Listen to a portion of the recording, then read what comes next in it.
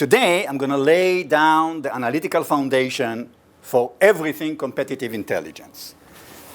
And I'll try to do it by first dispelling some of the myths that you carry with you in your daily work and trying to convince you that what you are doing is not really competitive intelligence, which is not going to be difficult because deep in your heart, you know you're not doing really competitive intelligence.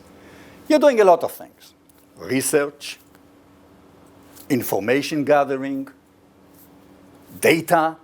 Oh, you're not into big data. That's data scientists. The irony is that when I was teaching statistics, it used to be known as statistics, and nobody wanted it because what do you do with these statistics? Today, starting salary, $140,000 for data scientists. Statisticians, data scientists. We are not in data science. We just collect information mostly from secondary research and databases, and we send it into a black hole, and we never know what happens with it.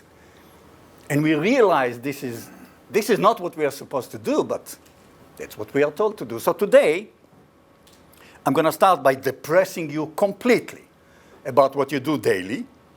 Hopefully, by the end of the day, I'm going to give you horizon, what you should really be doing. Now, I'm not saying you can go back to your company and immediately do what I tell you to do. You can take a day or two.